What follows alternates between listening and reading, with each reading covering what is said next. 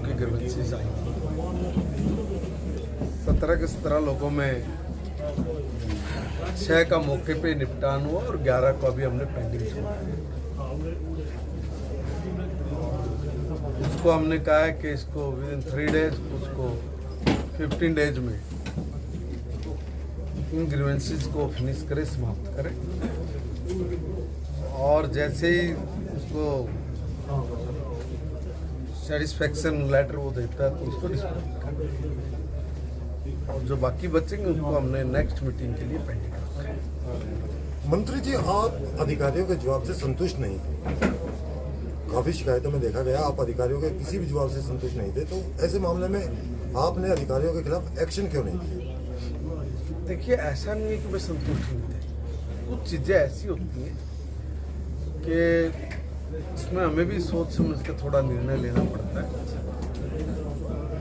सामने वाले अधिकारी की भी बात को समझना सुनना पड़ता है। मैं अगर एलिगेशन लगाने वाला हूँ या मैं शिकायत करता हूँ तो मैं तो ये चाहूँगा कि मेरा जितना जल्दी निपटान हो जाए उतना जल्दी मेरे लिए ठीक है। मगर कई बार वो पॉलिसीज में आता है कि नहीं आता है, वो नियम के अनुसार ठीक है कि नहीं है, उसको भी एक बार जांचने में, देखने में थोड़ा समय लगता है। इसलिए मैंने उन लोगों को, किसी को 10 दिन का, किसी को 15 दिन का, किसी को 5 दिन का, ऐसे करके टाइम दिया है।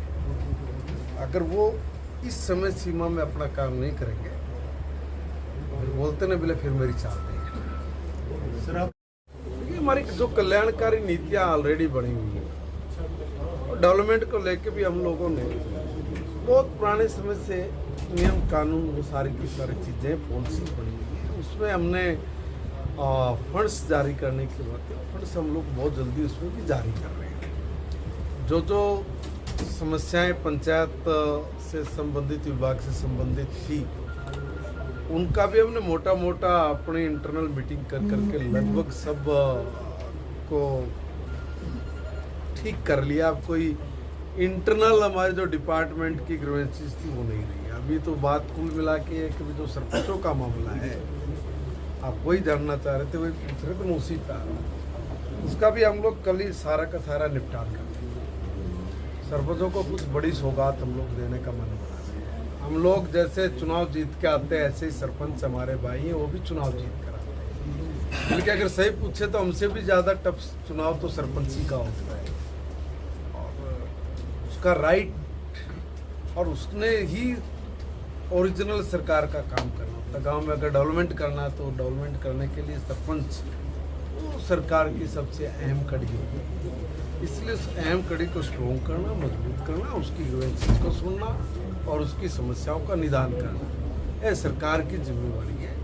इसलिए हम उन जिम्मेवारियों को पूर्णतः निभा रहे हैं। और कल हम लोग इसके ऊपर सब सरपंच भाइयों को निमंत्रण देते हुए आपके चैनलों के माध्यम से उन समस्याओं को दूर करेंगे। सर, एक न्यूज़ फ्लैश हो रही है सर काफ़ी समय से कि रोड बनाया जा रहा था बारिश के टाइम पे। कांग्रेस ने उसके ऊपर ट्वीट भी किया है कि ये जो नई टेक्नोलॉजी है नरेंद्र मोदी ने इजाद की है और इसको उसका पेटेंट भी दिया जाएगा, तो भ्रष्टाचार फैलाओ और पैसा कमाओ, ये भाजपा की नीति है, ऐसा ट्वीट भी किया गया। उसके ऊपर आपका क्या कहना है? देखिए, कोई आदमी ये कहे कि जी मैं तो चांद पे प्लाट काट कर न बेच कर ना आएगा, ऊपर घने प्रॉपर्टी डीलर बैठे हैं, ठीक है। अब ना तो कोई आदमी चांद पे जा सकता और ऊपर बैठे ना कोई इसकी तफ्सीस कर सकता। ऐसे बेतुके बयान, ऐसी बेतुकी बातें ये करना कांग्रेस की फितरत है।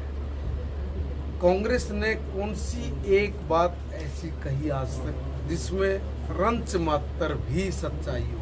एक बात। आप तो 24 घंटे लोगों की बात सुनते हैं, उनके वर्जन सुनते हो।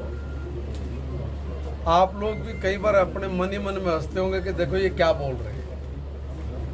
इसलिए बिना सिर पैर की बात का जवाब देना मैं नहीं समझता कि उनकी तरह हम लोग अपनी एनर्जी को वेस्ट करें। सर, जो वो रोड बनाया जा रहा था बारिश के समय, उसमें किसको मानते हैं आपकी, कौन गुनहगार है फिर उसमें? ऐसे में पहले तो आप ये बताइए कहाँ का रोड है?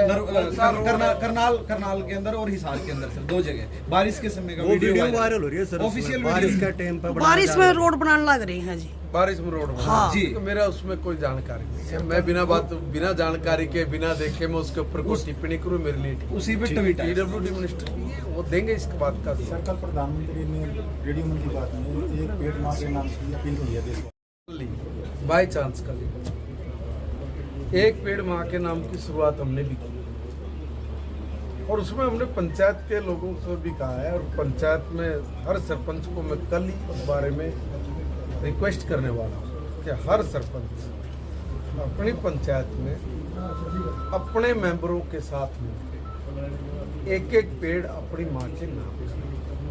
अगर एक गांव में 20 वार्ड हैं, अगर 20 पंचायत के मेंबर हैं, एक सरपंच 21 हुआ, कुछ टीचर्स को, कुछ एक्स सर्विसमैन को और कुछ जो जॉब में लगे हुए लोग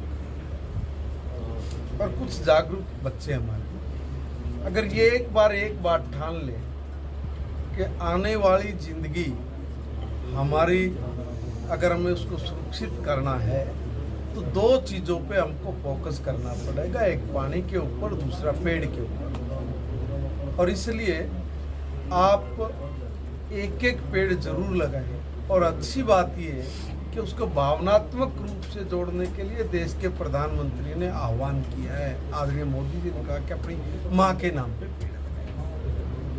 तो जब हम लोग माँ के नाम का पेड़ लगाएंगे तो सीधी बात है कि उसकी भावना, मेरी भावना उस पेड़ के साथ जुड़ेगी, वो पेड़ ग्रोथ लेगा, पेड़ बढ़ेगा और पेड़ बढ़ेगा तो हमें जिंदगी देगा। इसलिए जिंदगी अगर हम लोगों को चाहिए, सांस हम लोगों को चाहिए, तो हमें पेड़ लगाने ही पड़ेगा। और मैं हर पंचायत के अपने सदस्य से निवेदन करूंगा कि देखो भाई, आने वाला भविष्य हमारा सुरक्षित हो, आने वाले दिनों में हम लोगों को किसी भी तरह की शारीरिक और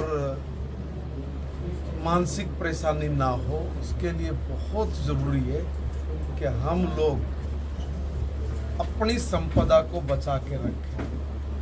अपनी संपदा में सबसे महत्वपूर्ण एक संपदा हमारे वृक्ष है, हमारे पेड़ है। अगर पेड़ को आप लोग सुरक्षित नहीं रखेंगे तो बहुत गंभीर परिणाम हम ही लोगों को भुगतने पड़ेंगे। इसलिए हम लोगों ने पढ़ी लिखी पंचायतें चूज की है। जब पढ़े लिखे बच्चे हमारे जब सारी चीज़ों में लोक प्रशासन में अपना सहयोग कर रहे हैं तो सामाजिक दायित्व भी हमारा ही बनता है। इसलिए ये सामाजिक आंदोलन है कि पेड़ लगाकर हम लोग अपने आप को सुरक्षित रखें। ये हमारी सामाजिक और नैतिक जिम्मेवारी भी बनती है। आपके चैनल के माध्यम से मैं सबसे निवेदन करूंगा कि अपनी माँ के नाम पेड़ लगाते हुए अपनी प्रकृति को बचा के रखने की जो हमारी जिम्मेवारी है, हम उसको पूर्णतः निभाएं। सरपंच HRDF का जो पैसा है जो आजकल PR के अकाउंट में जा रहा है पंचायती राज में, उसका अधिकार सरपंच मांग रहे हैं। क्या आप उसके ऊपर कोई विचार कर रहे हैं? HRDF का पैसा किसका है? क्या है HRDF? तो क्या है कि कुछ लोग गलत पट्टी, गलत राह पे लेके चले जाते हैं। सरकार का बजट है, सरकार का बजट कौन सा है? जो हम लोग पंचायत, कोऑपरेटिव, हम लोग लोकल अर्बन बॉडी, हम लोग इरिगेशन, लोग अलग अलग डिपार्टमेंट को जो देते हैं वो है। HRDF एक अलग तरह का गवर्नमेंट ने बहुत पहले से ही एक सिस्टम इजाद किया हुआ है। उस सिस्टम में से मुख्यमंत्री जी अपने तरीके से जहां आवश्यकता होती है उस आवश्यकता के अनुसार जैसे CM अनाउंसमेंट होती है, बाकी चीज़ों को पैसे को लगाते हैं। हमारे डिपार्टमेंट को जो बजट मिला है उस बजट का एक एक पैसा हम लोग नीचे तक जैसे जैसे काम आते हैं उन कामों के आधार पर उस पैसे का आवंटन करते हैं। इसका कोई अर्थ नहीं। अब कोई आदमी ये कहे कि जी देखो ये फाइनेंस मिनिस्टर है, फाइनेंस मिनिस्टर इस पैसे को कैसे बांटेगा, ये तो पैसे का मेरा अधिकार है, नहीं होता है, वो बांटा हुआ है ऑलरेडी। हरियाणा की विधानसभा के अंदर पहले बजट अलाट हुआ है, जिस डिपार्टमेंट को जो बजट है उसी बजट के अकॉर्डिंग काम करना होता है। उसमें आपका वोट बैंक गिरा है, काफ़ी गिरा है, 5 सीटें आई। अब जो विधानसभा का चुनाव होगा उसमें पंचायतों के मुखिया को कैसे खुश कर पाएंगे आप? देखिए, एक बात मैं बता दूं, 2014 में हमारा वोट बैंक हुआ। 2014 से पहले तो हम लोगों को कोई गिनता ही नहीं था। 2014 में सम्मानित प्रधानमंत्री नरेंद्र मोदी जी ने देश की जनता का विश्वास जीता और उस विश्वास के कारण हमारा वोट बैंक बढ़ा। 10 साल तक हमने उसको कायम रखा। अभी भी कोई आदमी ये मुखालपते में रहे कि भारतीय जनता पार्टी ने लूज किया, तो ये गलत फहमी है। हम लोग मानते हैं कि हम लोगों से बड़ी मात्रा में, बड़े मैंडेट में सिरसा और रोहतक, ये 2 सीटें कांग्रेस ने से जीती। बाकी 3 जो लोकसभा, उसमें हम लोग 15-20 हज़ार, 40 हज़ार, 50,000 वोट से लूज किए हैं। हमें भी उन कमियों का पता लगा है कि हम लोग कहाँ पर वहाँ पे चूक किया है। आज हमारे अभी भी गवर्नमेंट है, हम लोग अपने काम के आधार पे जो कमी हमारे से रही, उस कमी को पूरा कर रहे हैं। आप लिख लेना, बड़े मैंडेट के साथ तीसरी बार फिर से भारतीय जनता पार्टी की सरकार बन रही है। बाबू बेटा and sons private limited company अभी वही असमंजस में पड़े हुए हैं कि मुख्यमंत्री बाप बने के बेटा बने, और उनका असमंजस तो दूर है। उधर से नेत्री कह रही है कि आप चिंता मत करिए, इन बाबू बेटा को मैं कहीं नजदीक नहीं आने दूंगी। मुख्यमंत्री तो आप समझ गए कौन बनेगा। उधर से राष्ट्रीय नेता कह रहा है कि इन लोगों को सोनिया राहुल के दरबार में कोई पूछने वाला नहीं है, कड़ी मैं ही हूँ और इसलिए इनका किसी का नंबर नहीं है, मुख्यमंत्री तो मैं बनने वाला हूँ। मुंगेरी लाल के हसीन सपने देखने में कोई पैसा नहीं लगता, इसलिए सपने देखें, इस पर कोई टैक्स भी नहीं लगता। मगर इसका मतलब ये नहीं है कि ये सारी चीज़ें हकीकत में बदल जाएगी। हकीकत में भारतीय जनता पार्टी बहुत मजबूती के साथ आने वाले चुनाव की तैयारी के लिए कमर कसकर मैदान में उतर गई है। हम लोग मैदान में उतर गए हैं। वो लोग ऐसे रथ के घोड़े हैं जो उस रथ को कांग्रेस के चारों तरफ से खींच रहे, तोड़ ही रहे हैं, टूट के वो इधर उधर भी जा रहे हैं। और मैं बता रहा हूँ, जैसे ही चुनाव के दिन नजदीक आते जाएंगे, ऐसे ही कांग्रेस बिल्कुल साफ हो चुकी है। मंत्री, ये बात तो आप लोकसभा चुनाव में भी कहते थे। बिल्कुल कही है। और मैदान में तो आप उस टाइम भी उतरे थे, 2 महीना पहले आपने कैंडिडेट उतार दिया था। जींद लोकसभा सीट, सोनीपत सीट पे जी 46 विधानसभा में उन्होंने जीत भी दर्ज की है। आप दोबारा बोलो, क्या करते? 46 विधानसभा में कांग्रेस जीत के आई है। गलत। 42 विधानसभा में वो है, 4 में आम आदमी पार्टी है, 44 में हमें। कांग्रेस कह रही कि भारतीय जनता पार्टी का कुछ नहीं, कुछ भी ना होने के बावजूद हम लोग 44 सीटों पे वन साइडेड खड़े हैं। बाकी की जो 27 सीटें, उन 27 सीटों में से किसी में 1200 से हार रहे हैं, किसी में 1500 से हार रहे हैं। 2 लोकसभाओं को छोड़ दे तो बाकी हम लोग जो बात बोल रहे हैं, उन बातों में सिर्फ 18 सीटों पे वो थोड़ा आगे गए हैं। 18 में ठीक तो 14 सीटों पे है। बाकी सारी में नेक टू नेक की फाइट है, और वो नेक टू नेक फाइट भी कुछ कारणों की वजह से है। उस कारणों को भी हम लोगों ने तलाश लिया है, और कारणों को तलाशने के बाद हम लोग आज भी पिछली बार से 5% ज़्यादा vote bank Bharatiya Janata party का बढ़ा है। आपने स्टार्टिंग में वोट बैंक की बात की थी, हमने कहा था 2014 से पहले हमारा बहुत कम वोट बैंक था। आज 2019 से भी 5% वोट बैंक हमारा बढ़ा है, और वो वोट परसेंट जो हमारा बढ़ा है, उसी वोट परसेंट के दम पर हम लोगों ने तीसरी बार भी ये 5 सीटें जीती हैं। और अब जो लोकसभा के बाद विधानसभा का चुनाव है, विधानसभा के चुनाव के समीकरण भी अलग बनेंगे। अब काट की आंडी भी बार बार नहीं चढ़।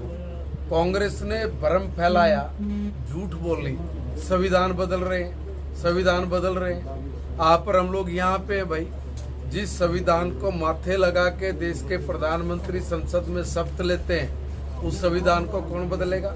संविधान निर्माता बाबा साहब भीमराव अंबेडकर जी का अपमान करने वाली कांग्रेस बाबा साहब के संविधान को उठाकर जय संविधान बोलकर सीधा मतलब समझ जाइए कि हमारे दलित भाइयों के वोट पर टारगेट करके